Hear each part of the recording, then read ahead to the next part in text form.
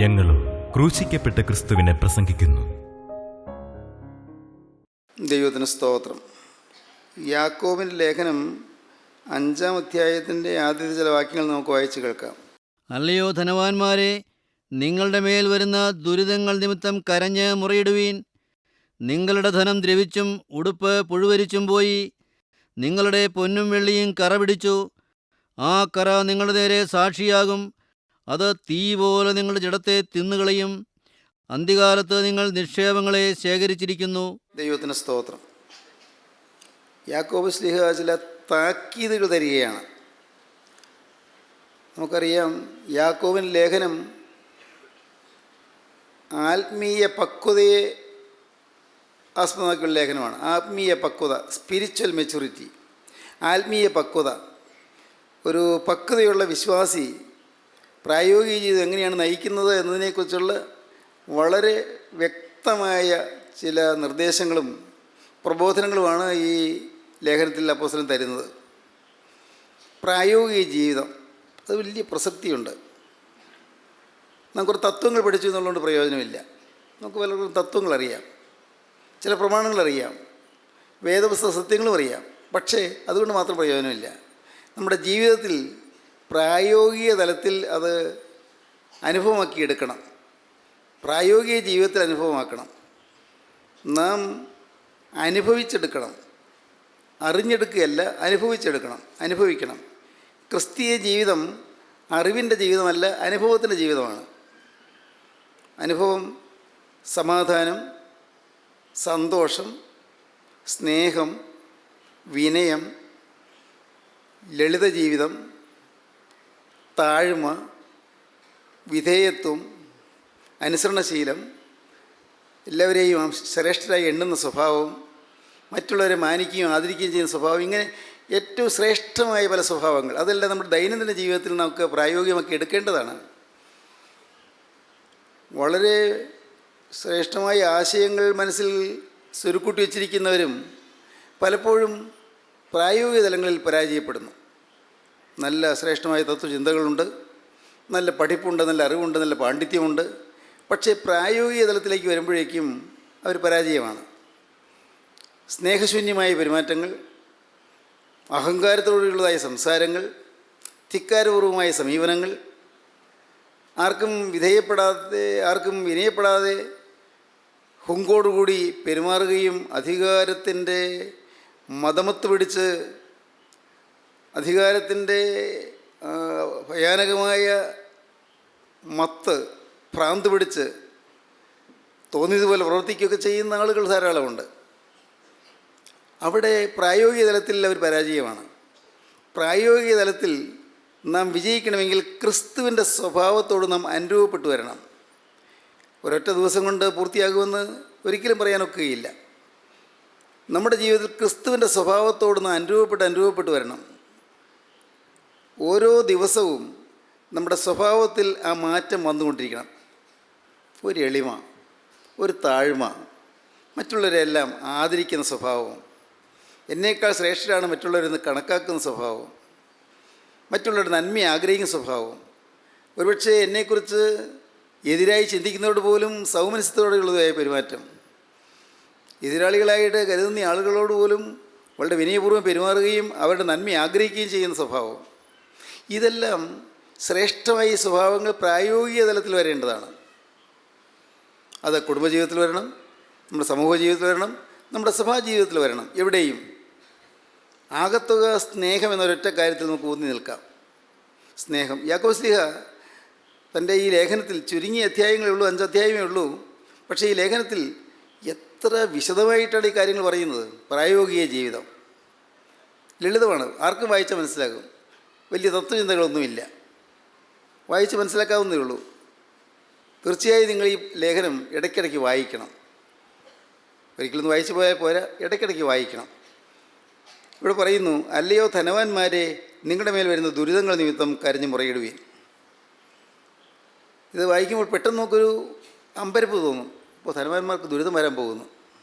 അല്ലയോ ധനവാന്മാരെ, നിങ്ങളുടെ മേൽ വരുന്ന ദുരിതങ്ങൾ നിമിത്തം കരഞ്ഞു മുറയിടുവീൻ. അപ്പോൾ ധനം ഉണ്ടാകുന്നത് കുഴപ്പമാണ്, പണം ഉണ്ടാകുന്നത് കുഴപ്പമാണ്. കാരണം ദുരിതം വരാൻ പോകുന്നു. പെട്ടെന്ന് അങ്ങനെയാണ് നമുക്ക് ചിന്ത വരികയുള്ളൂ.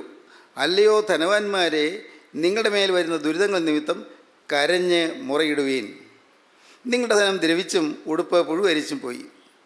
നിങ്ങളുടെ പൊന്നും വെള്ളിയും കറ പിടിച്ചു, ആ കറ നിങ്ങളുടെ നേരെ സാക്ഷിയാകും.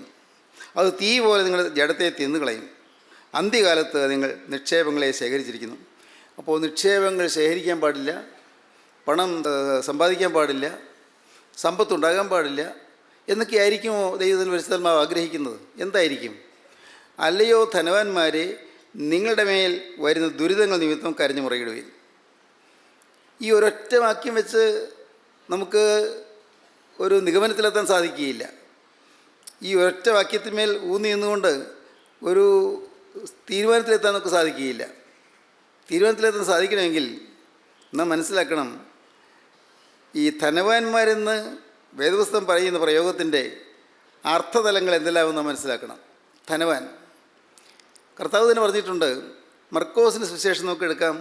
മർക്കോസിന് ശേഷം 10-ാം അധ്യായവും വായിക്കാം. 21-ാം വാക്യം വായിച്ച്. യേശു അവനെ നോക്കി അവനെ സ്നേഹിച്ചു. ഒരു കുറവ് നിനക്കുണ്ട്, നീ പോയി നിനക്കുള്ളത് എല്ലാം വിറ്റ് ദരിദ്രർക്ക് കൊടുക്ക, എന്നാൽ നിനക്ക് സ്വർഗത്തിൽ നിക്ഷേപമുണ്ടാകും. പിന്നെ വന്നെന്നെ അനുഗമിക്ക എന്ന് പറഞ്ഞു. അവൻ വളരെ സമ്പത്തുള്ളവനാകൊണ്ട് ഈ വചനത്തിങ്കൽ വിഷാദിച്ച് ദുഃഖിതനായി പോയിക്കളഞ്ഞു. യേശു ചുറ്റും നോക്കി തൻ്റെ ശിഷ്യന്മാരോട്, സമ്പത്തുള്ളവർ ദൈവരാജ്യത്തിൽ കടക്കുന്നത് എത്ര പ്രയാസമെന്ന് പറഞ്ഞു. യേശു ചുറ്റും നോക്കി തൻ്റെ ശിഷ്യന്മാരോട്, സമ്പത്തുള്ളവർ ദൈവരാജ്യത്തിൽ കിടക്കുന്നത് എത്ര പ്രയാസം എന്ന് പറഞ്ഞു. അവൻ്റെ ഈ വാക്കിനാൽ ശിഷ്യന്മാർ വിസ്മയിച്ചു. എന്നാൽ യേശു പിന്നെയും, മക്കളെ, സമ്പത്തിൽ ആശ്രയിക്കുന്നവർ ദൈവരാജ്യത്തിൽ കിടക്കുന്നത് എത്ര പ്രയാസം. മക്കളെ, സമ്പത്തിൽ ആശ്രയിക്കുന്നവർ ദൈവരാജ്യത്തിൽ കിടക്കുന്നത് എത്ര പ്രയാസം. സമ്പത്തിൽ ആശ്രയിക്കുന്നവർ, സമ്പത്തുള്ളവർ ദൈവരാജ്യത്തിൽ കിടക്കുന്നത് എത്ര പ്രയാസം എന്ന് പറഞ്ഞിട്ട് കർത്താവിൻ്റെ എക്സ്പ്ലനേഷൻ, അതിൻ്റെ വിസ്തീർണം പറയുകയാണ്. സമ്പത്തുള്ളവർ ദൈവരാജ്യത്തിൽ കിടക്കുന്നത് പ്രയാസമാണെന്ന് കർത്താവ് പറഞ്ഞു. ഒട്ടകം സൂചിക്കൊഴിയൂടെ കിടക്കുന്നത് പോലെയാണെന്ന് സമ്പത്തുള്ളവർ കിടന്നു പോവുക, ദൈവരാജ്യത്തിൽ പ്രവേശിക്കുക. എന്നാൽ കർത്താവ് വിശദീകരിച്ച് തരികയാണ്, മക്കളെ അങ്ങനെയല്ല, നിങ്ങൾ കാര്യം ഗ്രഹിക്കൂ. സമ്പത്തിൽ ആശ്രയിക്കുന്നവർ ദൈവരാജ്യത്തിൽ കിടക്കുന്നത് എത്ര പ്രയാസം. അപ്പോൾ വേദപുസ്തക പ്രകാരം ധനവാൻ എന്ന് പറയുന്നത് ധനത്തിൽ ആശ്രയിക്കുന്നവനാണ്, ധനത്തിൽ ലക്ഷ്യം വയ്ക്കുന്നവനാണ്, ധനത്തെ മുൻനിരയിൽ കാണുന്നവനാണ്, മുഖ്യമായ പരിഗണന ധനത്തിന് കൊടുക്കുന്നവനാണ്. ഒന്നുമില്ലാത്തവനും വേദപുസ്തക പ്രകാരം ധനവാനായിരിക്കും, കാരണം അവൻ ധനത്തിൽ ആശ്രയിക്കുന്നു. ഒരുപക്ഷെ ഈ ലോകത്ത് ജീവിക്കാൻ പ്രയാസമില്ലാതെ വലയുന്നൊരു മനുഷ്യനും വേദപുസ്തകപ്രകാരം സമ്പന്നനായിരിക്കും, കാരണം അവൻ സമ്പത്തിൽ ആശ്രയിക്കുന്നു. സമ്പത്തേ ശരണം, ധനമേ ശരണം, പണമേ ശരണം എന്നുള്ള രീതിയിലായിരിക്കും ജീവിക്കുന്നത്. ഒരാൾ കപ്പലിൽ യാത്ര ചെയ്യുകയായിരുന്നു. കപ്പലിൽ പോകുന്ന മനുഷ്യൻ ഒരു ദിവസം, പല ദിവസങ്ങളിലുള്ള യാത്രയാണ്, ഒരു ദിവസം അദ്ദേഹം അവിടെ കപ്പലിൽ തന്നെയുള്ള വേറെ ഏതോ ഒരു ക്യാബിനിൽ പോയിട്ട് വന്നപ്പോൾ അദ്ദേഹം കിടന്നിരുന്ന ആ ക്യാബിനിലെ അതെല്ലാം അവിടെ കാണുന്നില്ല, അതൊന്നും കാണുന്നില്ല, അത് എവിടെയോ ആരോ എടുത്തുകൊണ്ട് പോയി. അദ്ദേഹം അമ്പരപ്പോടെ ഓടി നടന്നു. എവിടെയാണ് എൻ്റെ മുറിയിലെ ഷീറ്റ് എവിടെയാണ്, എൻ്റെ മുറിയിലെ ഷീറ്റ് എവിടെയാണ്? അന്വേഷിച്ച് നടന്നപ്പോൾ അതിലെ ജോലിക്കാർ പറഞ്ഞു, അത് കടലിലേക്ക് എറിഞ്ഞു കളഞ്ഞു. അതെന്താ എറിഞ്ഞു കളഞ്ഞത്? അല്ല, മുറിയൊന്ന് വൃത്തിയാക്കാനായിട്ട് ഈ പഴയ ഷീറ്റെല്ലാം എറിഞ്ഞു കളഞ്ഞ് പുതിയ ഷീറ്റ് ഇടാനായിട്ടാണ്. അദ്ദേഹം അവിടെ മോഹാലസ്യപ്പെട്ട് വീണു. ബോധം തെളിഞ്ഞപ്പോൾ പറഞ്ഞു, ഞാൻ എൻ്റെ ഷീറ്റിൻ്റെ ഇടയിലാണ് ഇത്രയും കാലം ഞാൻ സമ്പാദിച്ച് വെച്ചിരുന്നതെല്ലാം വെച്ചിരുന്നത്.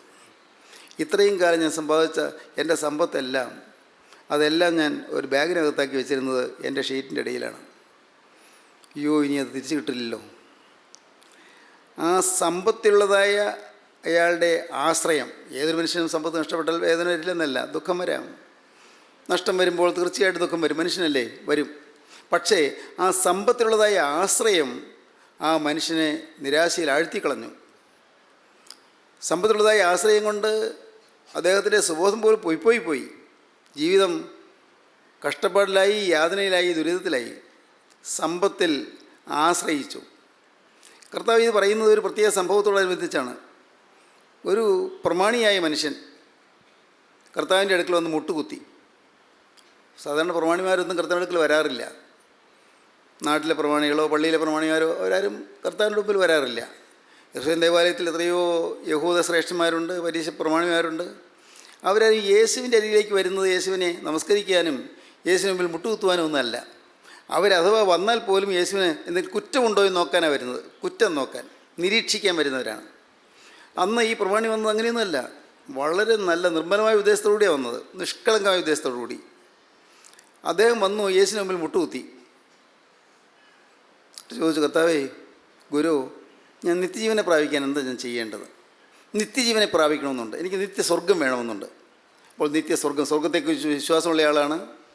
സ്വർഗത്തിലെത്തുക എന്നുള്ളത് ജീവിതത്തിലൊരു ലക്ഷ്യമാക്കി വെച്ചിരിക്കുന്നയാളാണ്. അതിനെന്താണ് ചെയ്യേണ്ടതെന്ന് അറിയാനുള്ള ആഗ്രഹമുള്ള ആളാണ്. ഗുരു, ഞാൻ എന്താ ചെയ്യേണ്ടത്? നിത്യജീവൻ പ്രാപിക്കണമെന്നുണ്ട്, ഞാൻ എന്താ ചെയ്യേണ്ടത്? കർത്താവ് പറഞ്ഞു, കൽപ്പനകൾ പ്രമാണിക്കുക. അവൻ പറഞ്ഞു, ഗുരു, ഞാനത് ചെറുപ്പം മുതലേ പ്രമാണിച്ചു പോരുന്നു. എല്ലാ കൽപ്പനകളും, ദൈവത്തിൻ്റെ വചനത്തിൽ പറഞ്ഞിരിക്കുന്ന ന്യായപ്രമാണ കൽപ്പനകൾ എല്ലാം ഞാൻ ചെറുപ്പം മുതലേ പ്രമാണിച്ചു പോരുന്നു. കർത്താവ് അവനെ നോക്കി.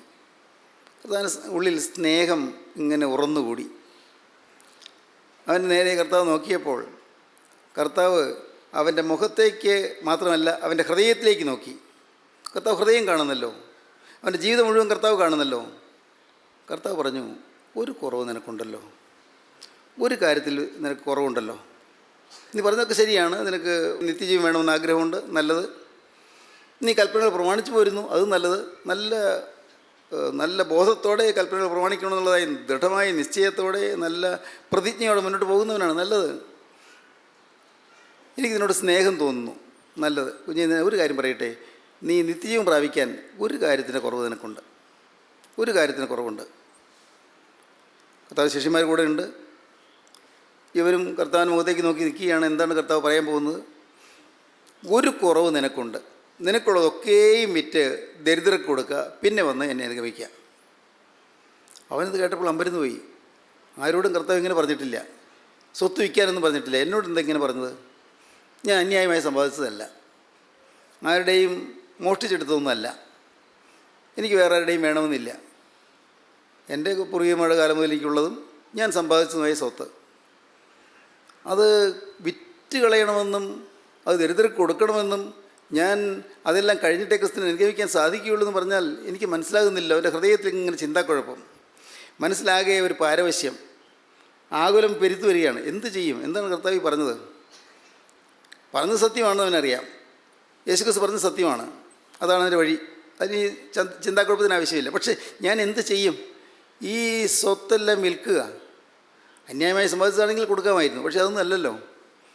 എന്താണ് ഇങ്ങനെ കർത്താവ് പറഞ്ഞത്?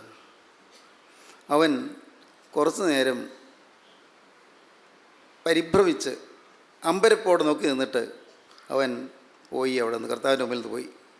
അവൻ നിരാശയോടെ ദുഃഖിതനായി പോയിക്കൊണ്ടിരിക്കുന്നത് കർത്താവിൻ്റെ ശിഷ്യന്മാർ കണ്ടു. അവർക്കൊരു സഹതാപം തോന്നി. കർത്താവെ, അവൻ പോയല്ലോ. ഇങ്ങനെ സമ്പത്തുള്ളവർ ദൈവരാജ്യത്തിൽ കിടക്കുന്ന പ്രയാസം എന്ന് പറഞ്ഞത് ഞങ്ങൾക്ക് മനസ്സിലാകുന്നില്ലല്ലോ. കർത്താവ് പറഞ്ഞു, മക്കളെ, അങ്ങനെയല്ല. സമ്പത്തിൽ ആശ്രയിക്കുന്നവരുടെ കാര്യമാണ് ഞാൻ പറഞ്ഞത്. സമ്പത്തുള്ളവരെന്ന് പറഞ്ഞത് സമ്പത്താണ് അവരുടെ ആശ്രയം, പണമാണ് അവരുടെ ആശ്രയം, സ്വത്താണ് അവരുടെ ആശ്രയം. അവരുടെ ലക്ഷ്യം സ്വത്താണ്. അവരുടെ ഹൃദയത്തിൽ സ്വത്തിനോടുള്ളതായ ഒരു വലിയ ആകാംക്ഷയും ആഗ്രഹവും അവരുടെ ഹൃദയത്തിലുണ്ട്. സ്വത്തിനോടുള്ളതായ അറ്റാച്ച്മെൻറ്റ്, അതിനോടുള്ളതായ ബന്ധം അവരുടെ ഹൃദയത്തിലുണ്ട്. അത് വിട്ടുപോകുന്നില്ല. പണം എന്നുള്ളത് അവരുടെ ഹൃദയത്തിൽ നിൽക്കുന്നു. അന്യായമായി സമ്പാദിക്കുന്നതല്ല, വേറെ ആരുടെയും വേണമെന്ന് ആഗ്രഹിച്ചല്ല. പക്ഷേ എങ്കിലും പണത്തിൻ്റെ ഒരു അടിമത്വം, പണം അവരുടെ യജമാനാണ്. അങ്ങനെയുള്ളവർ, അവരാണ് ദൈവരാജ്യം അവകാശമാക്കാൻ പ്രയാസമുള്ളത്. കർത്താവ് പറഞ്ഞു. നമുക്ക് വായിക്കാം, ഒന്നുകൂടി വായിക്കാം.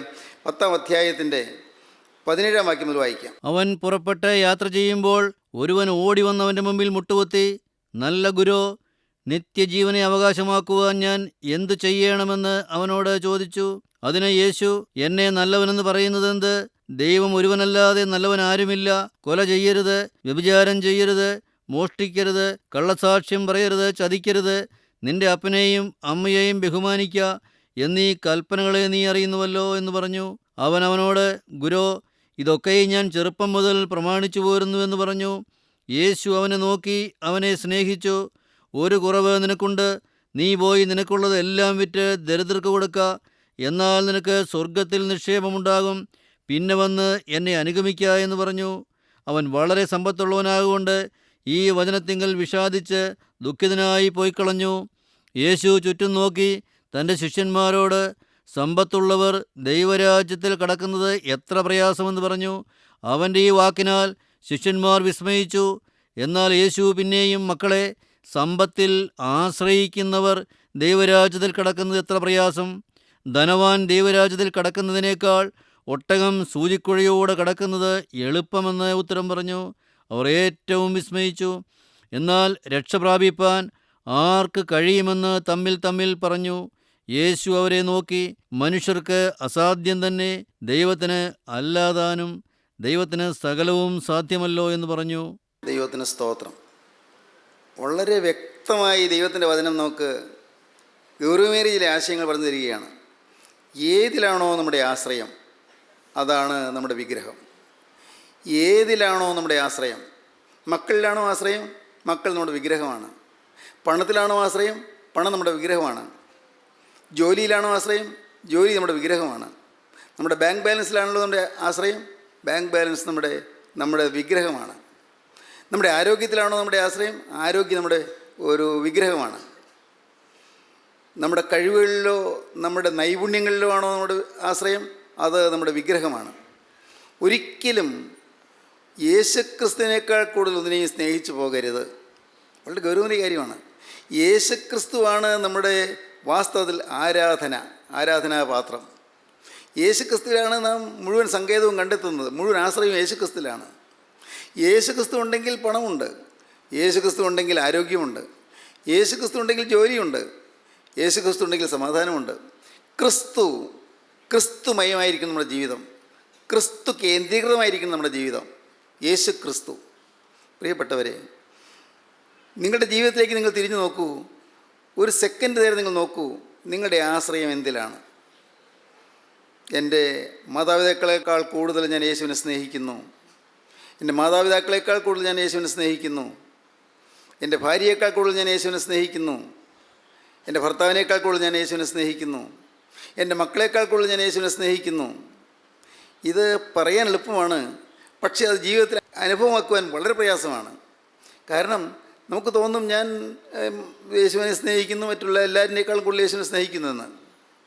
പക്ഷേ ഒരു കാര്യം നിങ്ങൾ മനസ്സിലാക്കൂ, ഒരു പരിശോധനാഘട്ടം വരുമ്പോൾ, ടെസ്റ്റ് കേസ് വരുമ്പോൾ നിങ്ങൾക്ക് മനസ്സിലാകും നിങ്ങൾക്ക് ഏതാണ് ആശ്രയമെന്ന്.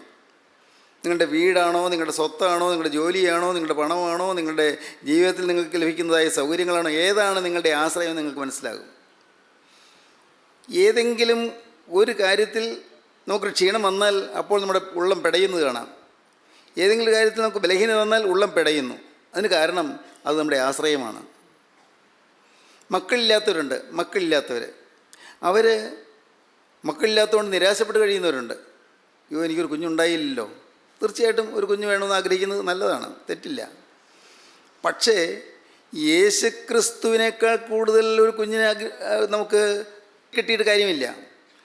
യേശുക്രിസ്തുവിനോട് കൂടെ ഒരു ശിശു ഉണ്ടെങ്കിൽ നല്ലത്, ഇല്ലേ? എനിക്ക് ഈ ജീവിതത്തിൽ ഒരു കുഞ്ഞില്ലെങ്കിലും, ഒരു വിവാഹം നടന്നില്ലെങ്കിലും, എൻ്റെ കർത്താവേ, എൻ്റെ ജീവിതത്തിൽ എനിക്ക് സമ്പത്തില്ലെങ്കിലും, എനിക്കൊരു നല്ല തൊഴിലില്ലെങ്കിലും, എൻ്റെ യേശുവേ, എനിക്ക് നീ മാത്രം മതി. നീ എൻ്റെ ജീവിതത്തിന് നാഥനായിരിക്കണം. നീ എൻ്റെ കർത്താവായിരിക്കണം. നീ എൻ്റെ ഉടയവനായിരിക്കണം. നീ എൻ്റെ ഹൃദയത്തിൽ വസിക്കണം. നാഥ, നീ മതി എനിക്ക്. യേശു മതി എനിക്ക്. ദൈവത്തിന് സ്തോത്രം. ഈ ഒരു വ്യക്തമായ ബോധ്യം നിങ്ങൾക്കുണ്ടെങ്കിൽ നിങ്ങൾക്ക് ജയിച്ച് മുന്നോട്ട് പോകാം.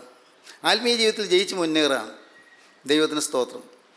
നിങ്ങളുടെ ജീവിതത്തിലെ വിഗ്രഹങ്ങളെല്ലാം ഉടച്ചു കളയുക.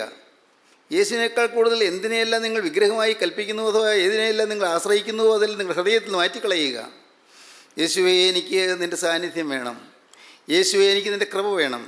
യേശുവേ, നിൻ്റെ വ്യക്തിത്വം എൻ്റെ ഹൃദയത്തോട് അലിഞ്ഞു ചേരണം. യേശുവേ, നിൻ്റെ സ്വഭാവം എൻ്റെ ഹൃദയത്തിൽ ലയിച്ചു ചേരണം. യേശുവേ, നീ എന്നിൽ വസിക്കണം. ദൈവത്തിന് സ്തോത്രം. പ്രിയപ്പെട്ടവരെ, ഈ ഒരു ആഗ്രഹം നിങ്ങളുടെ ഹൃദയത്തിലുണ്ടായാൽ നിങ്ങൾക്ക് ജയിക്കാം. നിങ്ങൾക്ക് ജയിച്ചേച്ച് മുന്നോട്ട് പോകാം. ദൈവത്തിന് സ്തോത്രം. ഇവിടെ നാം വായിച്ചത് എന്താണ്? വായിച്ചത് യേശു അവനെ നോക്കി അവനെ സ്നേഹിച്ചു. കാരണം അവൻ പറഞ്ഞതൊക്കെ ശരിയാണ്. കൽപ്പനകൾ പ്രമാണിക്കുന്നു. അവൻ കൽപ്പനകൾ പ്രമാണിക്കുന്നു മാത്രമല്ല, അവൻ ചെറുപ്പം മുതലേ അത് പ്രമാണിച്ച് പോരുന്നു. ബാല്യം മുതലേ ശീലമാണ് അവന്. കൽപ്പനകളെല്ലാം പ്രമാണിക്കുന്നു. ഒന്ന് നോക്കിയാൽ, നമ്മുടെ ജീവിതത്തിലേക്ക് നോക്കിയാൽ, ദൈവത്തിൻ്റെ വചനത്തിലുള്ളതായ കൽപ്പനകളെല്ലാം നാം പ്രമാണിക്കുന്നുണ്ടോ? എത്രയോ തവണ കൽപ്പനകൾ നാം ലംഘിച്ചിട്ടുണ്ട്. എത്രയോ തവണ തെറ്റുകൾ പറ്റിയിട്ടുണ്ട്. ഈ ചെറുപ്പക്കാരൻ ബാല്യം മുതലേ അതെല്ലാം അനുഷ്ഠിച്ചു പോയെന്ന് പറയുന്നത് എത്ര ഉയർന്ന ചിന്താഗതിയാണ്, എത്ര ഉയർന്ന നിലവാരമാണ്. യേശു അവൻ നോക്കി അവനെ സ്നേഹിച്ചു. സത്യമാണ്. അവൻ്റെ ഹൃദയത്തിൽ നിഷ്കളങ്കമായ ഉദ്ദേശമുണ്ട്, നിത്യജീവൻ പ്രാപിക്കണമെന്ന്. നല്ല ആഗ്രഹം. കർത്താവിന് സന്തോഷമായി. യേശു അവനെ നോക്കി അവനെ സ്നേഹിച്ചു. യേശു അവനെ സ്നേഹിച്ചതുകൊണ്ട് യേശു എന്തു ചെയ്യുന്നു? അവനോട് പറഞ്ഞു കൊടുക്കുകയാണ്, കർത്താവ്, നിനക്കൊരു കുറവുണ്ട്. ഒരു കുറവുണ്ട് എന്ന് ചൂണ്ടിക്കാണിക്കുന്നതാണ് സ്നേഹം. ദൈവത്തിന് സ്തോത്രം. യേശു അവനെ സ്നേഹിച്ചു, നിനക്കൊരു കുറവുണ്ട്. പലപ്പോഴും നമ്മുടെ ഉള്ളം പിടയ്ക്കുന്നൊരു കാര്യമാണത്. നമ്മുടെ കുറവ് ആരെങ്കിലും ചൂണ്ടിക്കാണിച്ചാൽ നമുക്ക് ഇഷ്ടപ്പെടില്ല. മനുഷ്യനങ്ങനെയാണ്. നമ്മുടെ കുറവുകൾ ചൂണ്ടിക്കാണിക്കുന്നു. എൻ്റെ കുറവ് കാണിക്കാൻ ഈ പറയുന്നയാൾക്ക് കുറവില്ലാതെയാണോ? പറയുന്നയാൾക്ക് എന്നെ ഉദ്ദേശിക്കാനൊക്കെ വേണം അതിനുള്ള എന്താ അദ്ദേഹത്തിനുള്ളത്? ഇങ്ങനെയെല്ലാമുള്ള ചിന്തകൾ നമ്മുടെ മനസ്സിൽ വരും. നിങ്ങൾ മനസ്സിലാക്കൂ, ജീവിതത്തിൽ നമ്മെ ഒരാൾ സ്നേഹിക്കുന്നെങ്കിൽ നമ്മുടെ കുറവുകൾ ചൂണ്ടിക്കാണിച്ചു തരും. കുറവുകളോ തെറ്റുകളോ ഉണ്ടെങ്കിൽ ചൂണ്ടിക്കാണിച്ചു തരുന്നതാണ് സ്നേഹം. കാരണം അത് തിരുത്തി മുന്നോട്ട് പോകാൻ സാധിക്കും. ഏറ്റവും നിശ്ചിതമായി കുറവുകൾ ചൂണ്ടിക്കാണിച്ചു തരുന്നത് നമ്മൾ ഏറ്റവും അധികം സ്നേഹിക്കുന്നവർക്കേ പറ്റൂ. അവിടെ വൈരാഗ്യമല്ല, പകയല്ല, വിദ്വേഷമല്ല. കൃത്യമായിട്ട് നമ്മുടെ തെറ്റുകൾ ചൂണ്ടിക്കാണിച്ചു തരുന്നത് നമ്മെ സ്നേഹിക്കുന്നതുകൊണ്ടാണ്. ദൈവത്തിൻ്റെ പരിശുദ്ധാത്മാവ് എല്ലാ കാലത്തും അങ്ങനെ ചെയ്യുന്നത്. ദൈവത്തിൻ്റെ പരിശുദ്ധാത്മാവ് മനുഷ്യനെ ശുദ്ധീകരിക്കുന്നതാണ്. മനുഷ്യൻ്റെ ഹൃദയത്തെ ശുദ്ധീകരിക്കുന്നതാണ്. നമ്മുടെ കുറവുകൾ എല്ലാം കാണിച്ചു തരുന്നതാണ്. നമ്മുടെ പോരായ്മകൾ ചൂണ്ടിക്കാണിച്ചു തരുന്നതാണ്. അപ്പോൾ നാം പിടയ്ക്കരുത്. ദൈവത്തിൻ്റെ ആത്മാവ് നമ്മുടെ തെറ്റുകൾ ചൂണ്ടിക്കാണിച്ചു തരുമ്പോൾ നാം സംഭ്രമിക്കരുത്, നാം ഭയപ്പെടരുത്, അപ്പോൾ നാം തളരരുത്. നേരെമറിച്ച് അപ്പോഴാണ് നാം പ്രസന്നരാകേണ്ടത്. പ്രസന്നത. ഭാഗ്യമായല്ലോ, ഞാൻ ഇതുവരെയും ചിന്തിക്കാത്തൊരു കുറവ് എനിക്കുണ്ടല്ലോ, ഞാൻ ചിന്തിക്കാത്ത ചില വശങ്ങൾ എൻ്റെ ജീവിതത്തിലുണ്ടല്ലോ. ദൈവത്തിന് സ്തോത്രം. ദൈവത്തിൻ്റെ വലിയ നാമം മഹത്വപ്പെടട്ടെ. എൻ്റെ ആത്മീയ ജീവിതത്തിൽ എനിക്ക് ലഭിച്ച ഒരു മഹാഭാഗ്യം, വളരെ കൃത്യമായി എൻ്റെ ജീവിതത്തിലെ കുറവുകൾ ഒരു പരിശുദ്ധനായ ദൈവപുരുഷൻ കാണിച്ചു തന്നു. എൻ്റെ ജീവിതത്തിലെ പോരായ്മകൾ കാണിച്ചു തന്നു. എന്നോട് കർക്കശമായി ഇടപെട്ടു, വളരെ കർശനമായി ഇടപെട്ടു. ഭാരം തോന്നാവുന്ന രീതിയിൽ തന്നെ എനിക്ക് ഇപ്പോൾ തോന്നുന്നു. പക്ഷേ അന്ന് എനിക്ക് ഭാരവും തോന്നിയില്ല, ഒരു പ്രയാസം തോന്നിയില്ല. ഞാൻ എളിമപ്പെട്ടു, ഞാൻ വിനയപ്പെട്ടു. ഭാഗ്യം. അങ്ങനെ ശുദ്ധീകരിച്ച് കർത്താവ് ഇങ്ങനെ ഓരോ അവസരങ്ങൾ അങ്ങ് പയ്യെ പിടിച്ച് നടത്തിക്കൊണ്ട് വരികയായിരുന്നു. ഇന്നും തെറ്റുകളുണ്ട്. ഇന്നും തെറ്റുകൾ മാറിയെന്ന് പറയാൻ ഒരിക്കലും സാധിക്കുകയില്ല. കാരണം മനുഷ്യൻ്റെ ജീവിതത്തിൽ അവസാന നിമിഷം വരെയും തെറ്റുകൾ രൂപാന്തരപ്പെടുത്തി, തെറ്റുകൾ മാറ്റി ശുദ്ധീകരണം പ്രാപിച്ചുകൊണ്ടേയിരിക്കണം. അതൊരു വളരെ ദീർഘമായൊരു പ്രക്രിയയാണ്. നമ്മുടെ ജീവിതത്തിൽ എന്നും ശുദ്ധീകരണം എന്നുള്ളത് നമ്മുടെ ലക്ഷ്യമായിരിക്കണം. തിരുത്താനുണ്ടല്ലോ എന്ന്. ഇന്നത്തെ രീതിയിൽ ഞാൻ പോയാൽ, ഇപ്പോഴത്തെ ഈ അവസ്ഥയിൽ ഞാൻ ഇരുന്നാൽ ഞാൻ ദൈവരാജ്യത്തിൽ ചെല്ലുകയില്ലല്ലോ എന്ന്. ഇന്നത്തെ ഈ മനോഭാവത്തോട് ഞാൻ ഇരുന്നാൽ എനിക്ക് നിത്യജീവൻ പ്രാപിക്കാൻ സാധിക്കുകയില്ലല്ലോ എന്ന്. നിത്യജീവൻ ഞാൻ പ്രാപിക്കണമെങ്കിൽ ചിലതെല്ലാം എന്നിൽ നിന്ന് പറഞ്ഞു പോകേണ്ടതുണ്ടല്ലോ എന്ന്. പറഞ്ഞു പോകേണ്ടതുണ്ട്, ചിലതെല്ലാം പറഞ്ഞു പോകേണ്ടതുണ്ട്. എന്നിൽ നിന്ന് മാറിപ്പോകേണ്ടതുണ്ട്. ചില മുറുകെ പറ്റുന്ന പാവങ്ങൾ എൻ്റെ ഹൃദയത്തിലുണ്ട്. അത് എനിക്ക് തന്നെ അറിയാൻ വയ്യാത്ത രീതിയിലുള്ളതായ പാവങ്ങളാണ്. എനിക്ക് തന്നെ മനസ്സിലാക്കാൻ പറ്റാത്ത പാവങ്ങളാണ്. കാരണം പ്രകടമായ പാവങ്ങളൊന്നുമില്ല.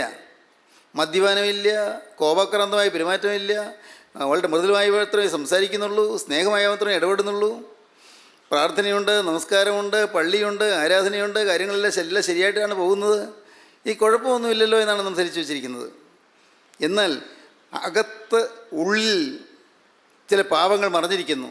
രക്തത്തിൽ ചില പാവങ്ങൾ ലയിച്ചിരിക്കുന്നു. പാവത്തിൻ്റെ മനോഭാവങ്ങളുണ്ട്. കോപിച്ച് സംസാരിക്കുന്നില്ലെങ്കിലും ഉള്ളിൽ കോപം വരുന്നുണ്ട്, പരിശുദ്ധ വരുന്നുണ്ട്, ഈർഷ്യ വരുന്നുണ്ട്, മുഷ്ടിൽ വരുന്നുണ്ട്. എല്ലാം ചില സാഹചര്യങ്ങളിൽ നാം ഒതുക്കി നിൽക്കുന്നു മാത്രമേ ഉള്ളൂ. ഒതുക്കുന്നു, നമ്മൾ പുറത്ത് പ്രകടിപ്പിക്കുന്നില്ല. ഒരു സംസ്കാരം ഉള്ളതുകൊണ്ട്, അല്ലെങ്കിൽ കുറച്ച് അറിവുള്ളതുകൊണ്ട് അതെല്ലാം ഉള്ളിൽ ഒതുക്കുന്നു, പുറമേ പ്രകടിപ്പിക്കുന്നില്ല. ഒരു ഇതിൽ പറഞ്ഞാൽ ജീവിതത്തിൻ്റെ അഭിനയമല്ലേ. നമ്മുടെ ഉള്ളിലുള്ളതായ കാര്യങ്ങൾ പുറത്തു വരാതെ നാം അഭിനയിക്കുകയാണ്. പുറത്തു വരാതെ നാം എല്ലാം മൂടി വെച്ചുകൊണ്ട് നാം ഒരു വിധത്തിൽ പറഞ്ഞാൽ നാം വളരെ തന്ത്രപൂർവ്വം ജീവിക്കുകയാണ്. അല്ല, അതല്ല ആത്മീയ ജീവിതം.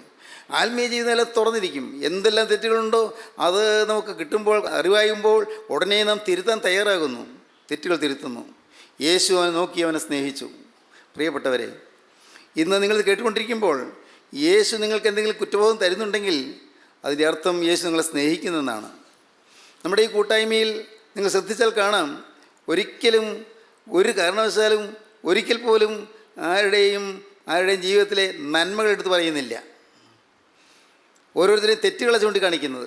ഈ കൂട്ടായ്മയിൽ വരുമ്പോൾ കിട്ടുന്നത് എന്താണ്? പാവബോധമാണ് കിട്ടുന്നത്. പോരല്ലോ പോരല്ലോ എന്നാണ്. നിങ്ങൾ ശ്രദ്ധിച്ചിട്ടുണ്ടെങ്കിൽ കാണാം. വർഷങ്ങളായി ഞാൻ അനുഭവിക്കുന്ന കാര്യമാണ് പറയുന്നത്. കൂട്ടായ്മയിൽ വരുമ്പോൾ, വചനം കേൾക്കുമ്പോൾ ലഭിക്കുന്നത് പാവബോധമാണ്. ഉള്ളിൽ നീറ്റലാണ്, ഉള്ളിൽ കുത്തുകൊള്ളുകയാണ്, ഹൃദയത്തിൽ മുറിവേൽക്കുകയാണ്. അയ്യോ പോരല്ലോ, ഇതിങ്ങനെ ജീവിച്ചാൽ പോരല്ലോ, ഞാൻ തികഞ്ഞു എന്നൊരിക്കലും തോന്നുന്നില്ല. നമുക്ക് ആർക്കെങ്കിലും തോന്നുന്നുണ്ടോ? ഇല്ല, നമുക്ക് തോന്നുന്നില്ല. ഞാൻ തികഞ്ഞു എന്ന് ഒരിക്കലും തോന്നുന്നില്ല. കാരണം കുറ്റബോധം കിട്ടുകയാണ്. പരിശുദ്ധാത്മാവ് വരുമ്പോൾ പാപത്തെക്കുറിച്ചും നീതിയെക്കുറിച്ചും ന്യായവിധിയെക്കുറിച്ചും ബോധം വരുത്തും. പാപത്തെക്കുറിച്ചുള്ള ബോധം തരികയാണ്. പാവബോധം തരുന്നു. ദൈവത്തിന് സ്തോത്രം. പാവബോധത്തിൽ നിന്ന് പരിശുദ്ധാത്മാവ് നയിക്കുന്നു. എന്തൊരു ഭാഗ്യം! നമ്മുടെ ജീവിതത്തിലെ കുറവുകൾ ചൂണ്ടിക്കാണിച്ച് പരിശുദ്ധാത്മാവ് നയിക്കുന്നു. ശ്രേഷ്ഠമായ അനുഭവങ്ങൾക്ക് തന്ന പരിശുദ്ധാത്മാവ് നമ്മൾ നയിക്കുന്നു. ദൈവത്തിന് സ്തോത്രം.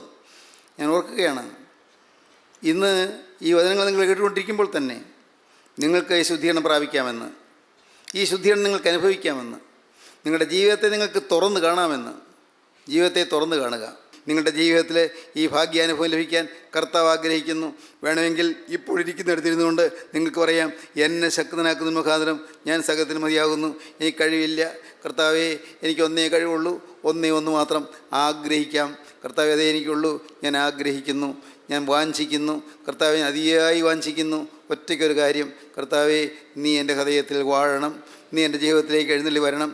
ഗോകുൽത്തായിലെ കുരിശിൽ വരിച്ച രക്ഷക, നീ കുരിശിൽ നിന്ന് ഇറങ്ങി എൻ്റെ ഹൃദയത്തിൽ ഒന്ന് വാഴണം.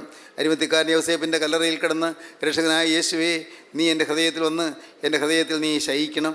ദൈവത്തിന് സ്തോത്രം. കാരുണ്യവാനായ ഞങ്ങളുടെ സ്വർഗീയ പിതാവേ, ഈ മനോഹരമായ സമയത്തിനായി ഞങ്ങൾ നിന്നെ സ്തുതിക്കുന്നു. തിരുസാന്നിധ്യം ഞങ്ങൾക്ക് ദാനമായി തന്നതിനായി ഞങ്ങൾ നിന്നെ സ്തുതിക്കുന്നു. അപ്പോൾ ഞങ്ങൾ അർഹിക്കാത്ത അനുഗ്രഹങ്ങളും അനുഭവങ്ങളും തരുന്നതിനായി ഞങ്ങൾ നിന്നെ സ്തുതിക്കുന്നു. എൻ്റെ കർത്താവേ, യേശുവിൻ്റെ സ്നേഹം തിരിച്ചറിയാൻ ഈ മക്കളുടെ ഹൃദയങ്ങളെ തുറക്കണമേ. യേശുവിൻ്റെ കുരിശിലെ സ്നേഹത്തിൻ്റെ അത്ഭുതം അനുഭവിപ്പാൻ ഈ മക്കൾക്ക് എല്ലാവർക്കും സൗഭാഗ്യം നൽകണമേ. അത് രണ്ടാമത്തെ വരവിന് വേണ്ടി എല്ലാവരും ഒരുക്കണമേ. യേശുവിൻ നാമത്തിൽ തന്നെ. ആമീൻ. ഹല്ലേലൂയ.